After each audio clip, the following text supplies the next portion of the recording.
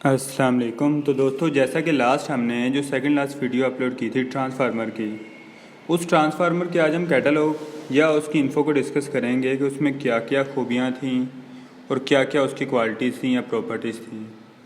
तो आइए उसका एक पैनल देखते हैं।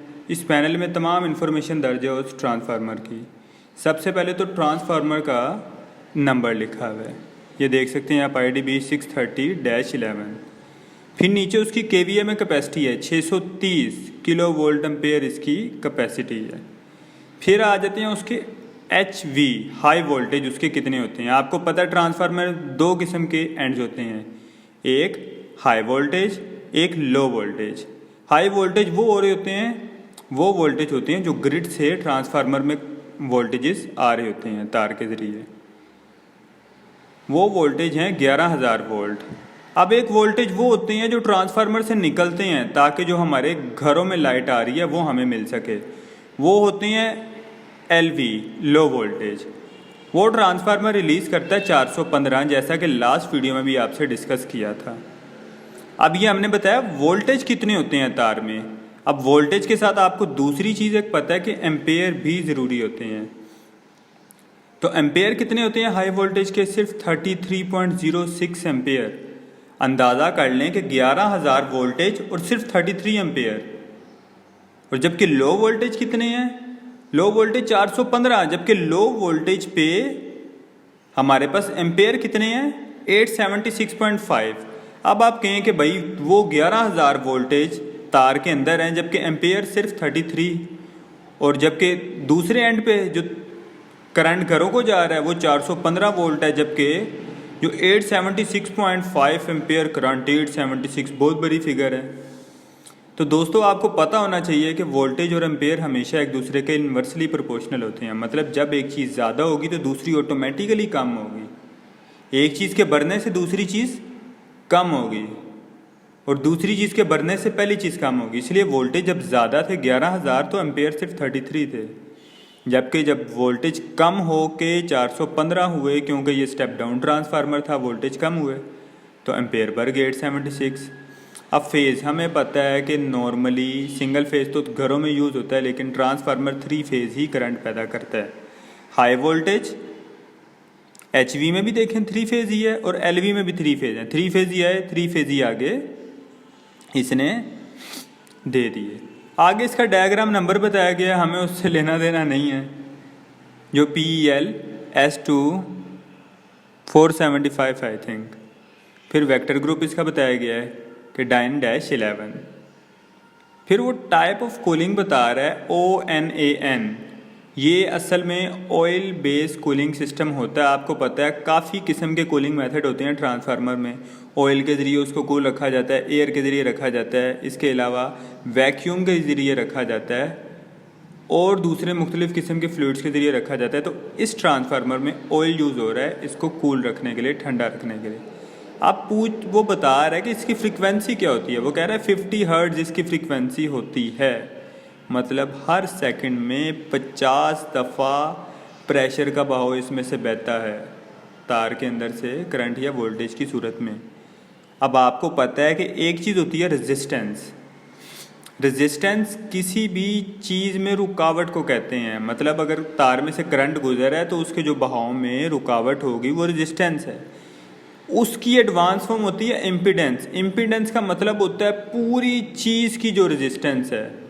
अब इम्पीडेंस अलग अलग फॉर्म में आ जाती है। अब फॉर एग्जांपल एक आपके पास चीज़ है, सर्किट है, उसमें एक रेजिस्टेंस लगी हुई है, एक कैपेसिटर लगा हुआ है और एक इसी तरह इलेक्ट्रिक कॉइल लगी हुई है।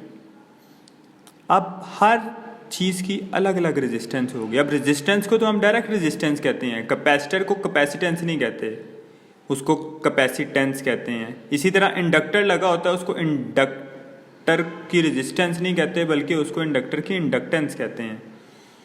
तो ये जब सारी चीज़ों की अलग अलग रेजिस्टेंस काउंट करें ना, तो इनका जो मेगा जो एक मुश्तरका जवाब निकलता है वो इम्पीडेंस कहलाता है। मतलब सारी हर चीज़ की अलग अलग रेजिस्टेंस प्लस होगी और जो फाइनल चीज़ कहलाएगी वो कहलाएगी इम्पीडेंस। इम्पीडेंस का मतलब है पूरे सर्किट की जो टोटल रेजिस्टेंस है। तार की अपनी रेजिस्टेंस कितनी थी, रेजिस्टेंस जो लगी हुई है वो कितनी वैल्यू की थी, कैपेसिटर की रेजिस्टेंस कितनी थी, तो सारी प्लस। वो कह रहा है 4% इसकी रेजिस्टेंस है।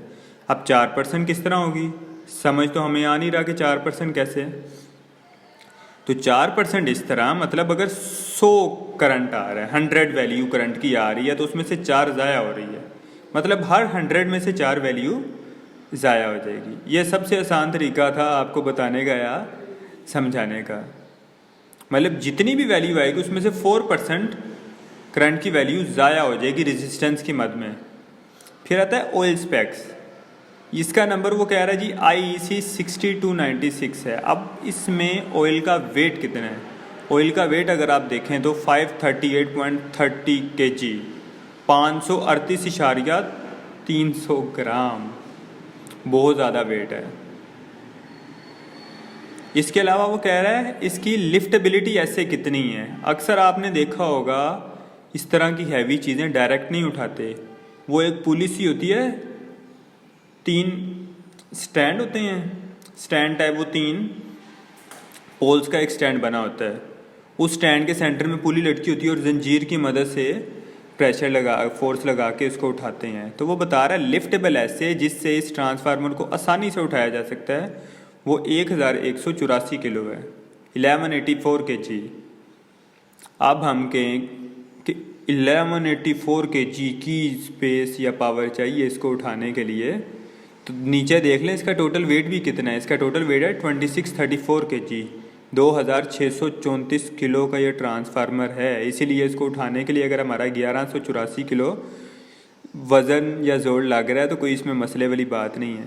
बाकी अगर सरसरी सी निगाह डालें तो ये देखें नीचे इसके ये 5 पॉइंट्स दिए गए हैं। इसमें ये बता रहा है कि हाई वोल्टेज आ रहे हैं और लो वोल्टेज हमें 415 ही मिल रहे हैं, चाहे बेशक 11,275 वोल्ट आ रही हैं, 11,000 आ रही हैं, 10,725 आ रही हैं, 10,450 या 10,175। अब देखें इसमें 300 का गैप पड़ता जा रहा है, कुछ में 300 का पड़ रहा है, कुछ में 275 का पड़ रहा है, कुछ में 250 का पड़ रहा है, लेकिन यही है। और लो वोल्टेज हमें ईजिली मिल रहे हैं। अब ये दूसरी डायग्राम में देखें, लो वोल्टेज में तो सिर्फ RYB है, लेकिन हाई वोल्टेज में सिर्फ RYB है, जबकि लो वोल्टेज में 4 टर्मिनल बने हुए हैं। अब इसकी वजह बता दूं, ट्रांसफार्मर को हमेशा 3 फेज़ आते हैं। जो चौथा फेज़ आपके घरों में न्यूट्रल का आ रहा होता है ना, वो ट्रांसफार्मर का अपना पैदा किया गया होता है।